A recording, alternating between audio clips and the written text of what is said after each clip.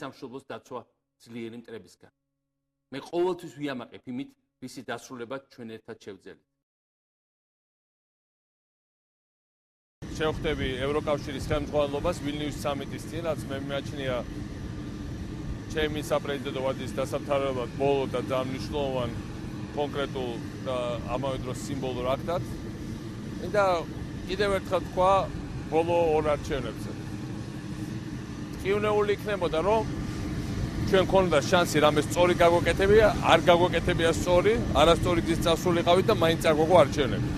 მაგრამ როდესაც აგებ არჩევნებს, მას შემდეგ რაც სწორი რაღაცები გააკეთე, მაინც მალე დიდი დაკმაყოფილების ვზნობა და ეს არის საწინდარი შემდგომი გამარჯვებების.